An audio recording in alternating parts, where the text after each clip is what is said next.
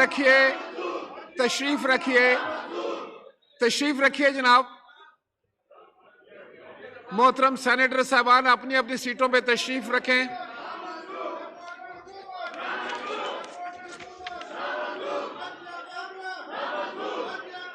तशरीफ रखिए, तशरीफ रखिए,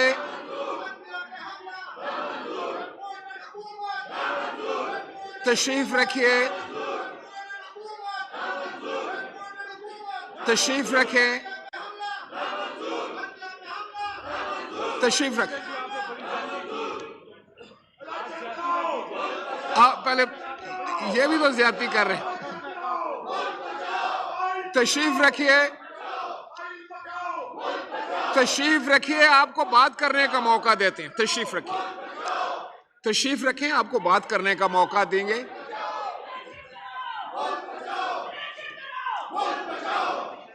तशरीफ रखिए, तशरीफ रखिए,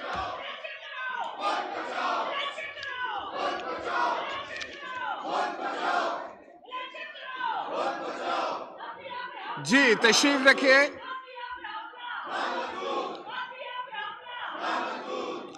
अपनी अपनी निशिस्तों पर तशरीफ रखें, फिर आपकी बात सुनते हैं। तशरीफ रखिए,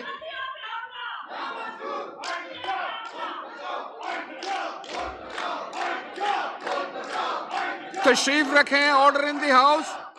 आप लोग तशरीफ रखें, सारे अपने अपनी चेयर्स पे तशरीफ रखें, तशरीफ रखें, सबकी बात सुनते हैं।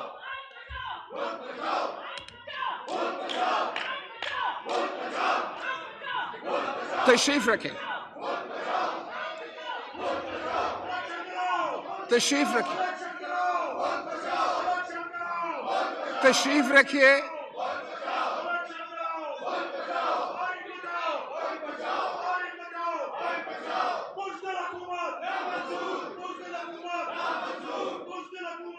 तशरीफ रखें, प्लीज अभी तशरीफ रखें।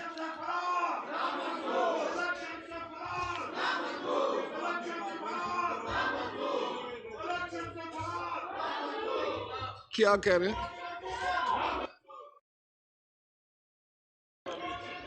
जी?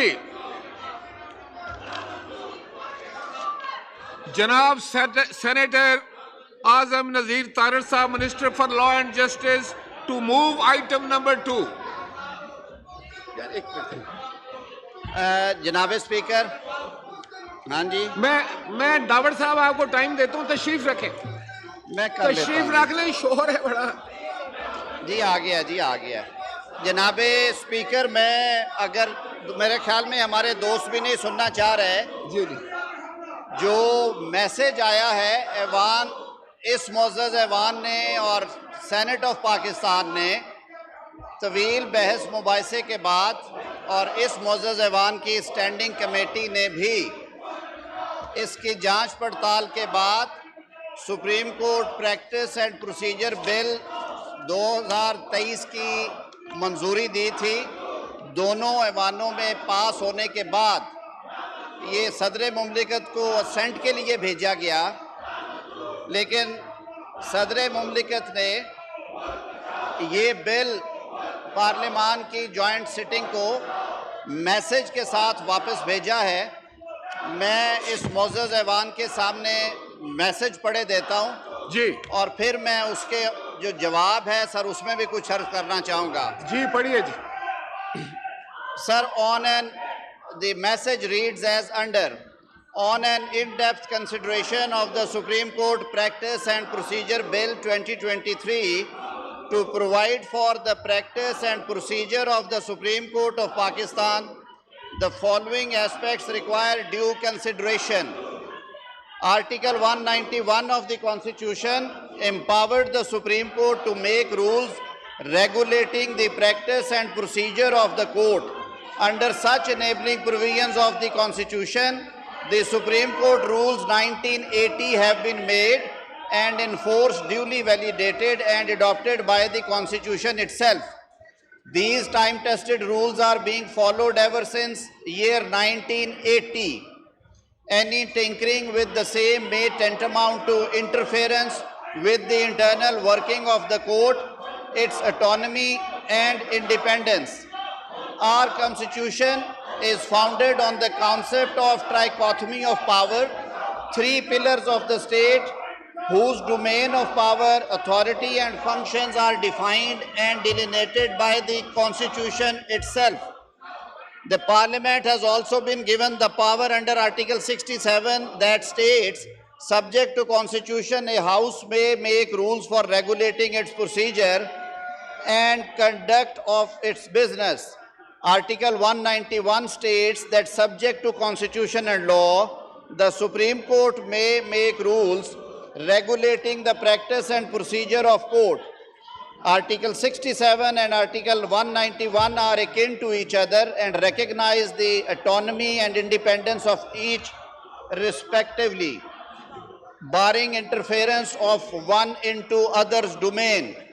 Supreme Court of Pakistan is an independent institution as visualized by the founding fathers that in the state of Pakistan, independence of judiciary shall be fully secured. With such an objective in view, Article 191 was incorporated and the Supreme Court was kept out of the law-making authority of the Parliament. The competence of Parliament to make laws stems from the Constitution itself. Article 70 relates to introduction and passing of bills with respect to any manner in federal legislative list enumerated in the fourth schedule of the Constitution. Followed and further affirmed are the provisions of Article 142A that Parliament can make laws with respect to any matter in the federal legislative list. Entry 55 of Part 1 of 4th Schedule, while empowering Parliament to make laws in respect of jurisdiction and powers of all courts except Supreme Court, especially excluded the Supreme Court.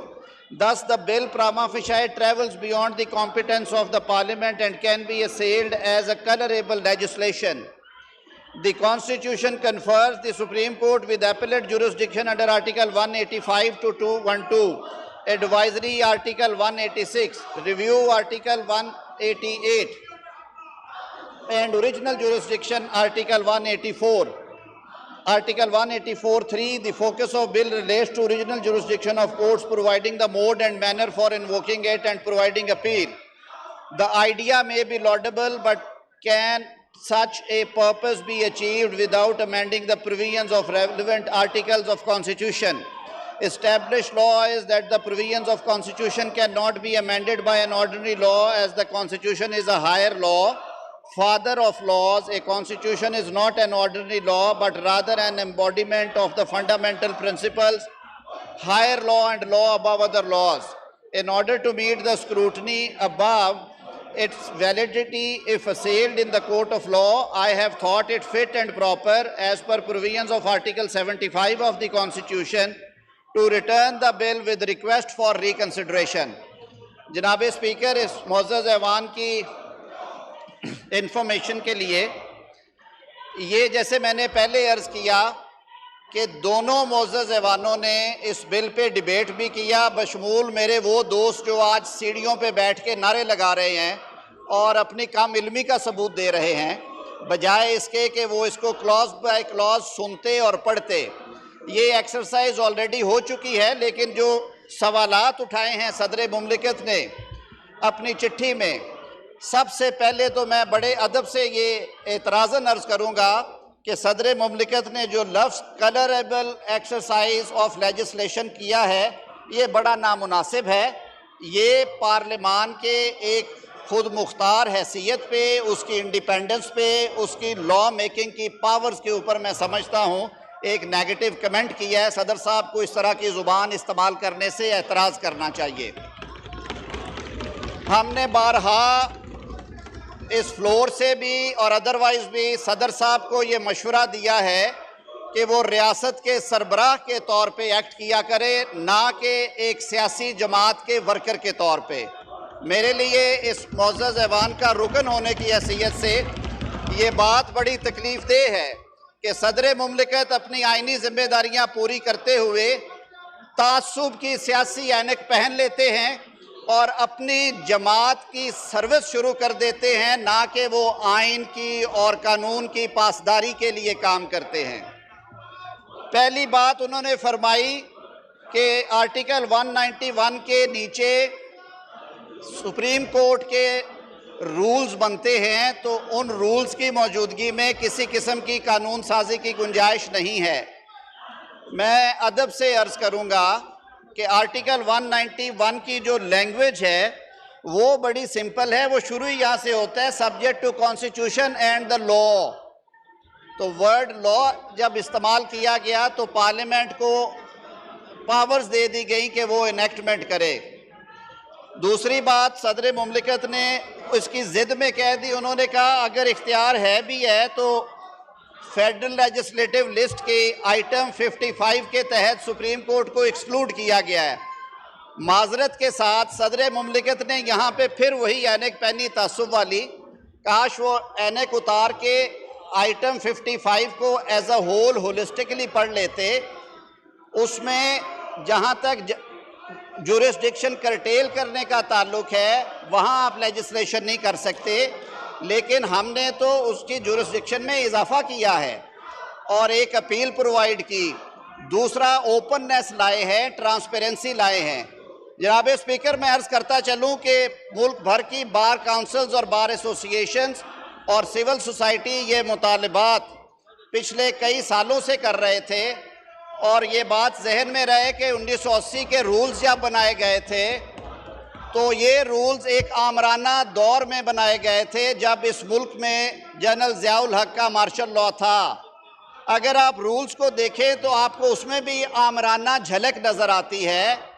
ताकत का सारा तर इख्तियार जो है वो एक शख्स यानी चीफ जस्टिस को दे दिया गया, जबकि आईने पाकिस्तान कहता है कि सुप्रीम कोर्ट चीफ जस्टिस और उतने दीगर जज साहिबान पे मुश्तमिल होगी जितने जज साहिबान का तयन एक एक्ट ऑफ पार्लियामेंट के ज़रिए किया जाएगा।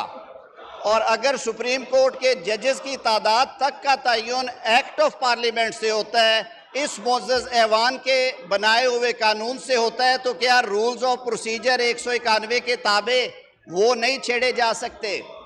तो इस हवाले से सुप्रीम कोर्ट ऑफ पाकिस्तान ने अपनी एक celebrated judgment Amanullah Khan case जो कि 1990 में अनाउंस किया गया, उसमें सुप्रीम कोर्ट ने खुद कहा कि सुप्रीम कोर्ट की वर्किंग और पॉलिसीज़ में ये आला तरीन अदालत है, ओपननेस होनी चाहिए, ट्रांसपेरेंसी होनी चाहिए और मामलात इस तरह से हों कि इंसाफ होता हुआ नज़र आए। बार काउंसिल्स, बार एसोसिएशंस और सिविल सोसाइटी के इन जायज़ मुतालबात को सामने रखते हुए और माजी करीब में सुप्रीम कोर्ट ऑफ पाकिस्तान से अंदर से उठने वाली आवाज़ें जो कि सुप्रीम कोर्ट ऑफ पाकिस्तान के फ़ैसलों के ज़रिए हम तक पहुँची, पाकिस्तान के 22 करोड़ अवाम के नुमाइंदा ऐवान होने के और आईने पाकिस्तान के तहत कानून साज ऐवान होने के हवाले से इस मुअज़्ज़ज़ ऐवान ने ये कानून साजी की और इन प्रोसीजर्स और रूल्स में ट्रांसपेरेंसी लाने के लिए इम्पीरियल कोर्ट का जो एक तासुर पैदा हुआ है उसको ख़त्म करने के लिए वन मैन शो की जो बातें आई हैं उनका असर ज़ायल करने के लिए और एक शफाफ तरीक़ाकार देने के लिए ये सही की गई और सोच विचार के बाद ये कानून बनाया गया। सदर मुमलिकत ने यह भी कहा कि ये सुप्रीम कोर्ट यानी कि अदलिया की आज़ादी के हवाले से ये उसमें इंटरफेयर करता है, जो मेरे भाई और बहनें भी कह रहे हैं। मैं बड़े अदब से अर्ज़ करूँगा कि ये तमाम तर इख्तियारात सुप्रीम कोर्ट के मुअज़्ज़ज़ जज साहिबान को ही दिए गए हैं। जो काम अकेले चीफ जस्टिस करते थे अब वो नेक्स्ट 2 सीनियर मोस्ट जजेस की मुशावरत से करेंगे। इससे अदारे में यगानगत का और इज्तिमाई सोच का जो कल्चर है वो बनेगा और अदारे की जो वर्किंग है उसमें मज़ीद ट्रांसपेरेंसी आएगी, इंडिपेंडेंस आएगी और इस किस्म के क्रिटिसिज्म से अदारा महफूज रहेगा।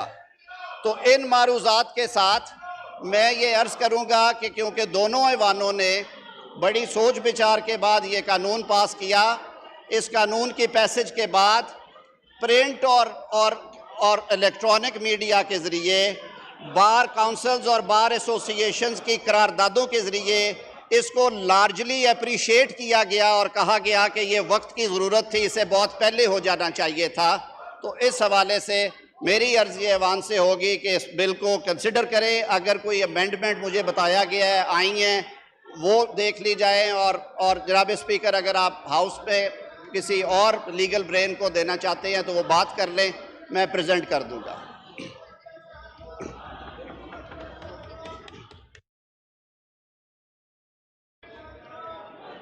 Law minister, please move item number 2। जनाब speaker, I, Senator Azam Nazeer Tarar, move that the bill to provide for certain practices and procedures of the Supreme Court Practice and Procedure Bill 2023, as passed by National Assembly and Senate and returned by the President, be taken into consideration at once under Clause 2 of Article 75 of the Constitution of Islamic Republic of Pakistan. Senator जनाब फारूक अशनाइक साहब को बात करना चाहते हैं? Senator Farooq अशनाइक जी, नाइक साहब का mic खोलें। थैंक यू स्पीकर साहब। आज मुल्क के अंदर एक पॉलिटिकल इंस्टेबिलिटी स्टार्ट हुई, उसके साथ साथ उस वजह से इकोनॉमिक इंस्टेबिलिटी भी आ गई, और इन दोनों वजूहात की वजह से इस मुल्क के अंदर एक एनार्की और फैशिज्म स्टार्ट हो गया। ये जो पॉलिटिकल क्राइसिस था, now it has transformed itself into constitutional crisis, because Supreme court is being viewed no longer final arbiter. Honourable member, यहाँ तस्वीरें नहीं बनाई जाती हैं हाउस के अंदर। Thank you.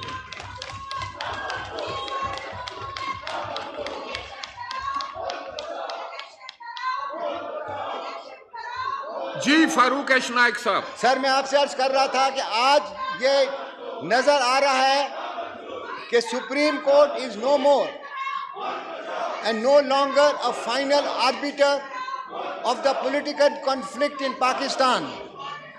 ये जो बिल मूव हुआ है इन द पार्लियामेंट,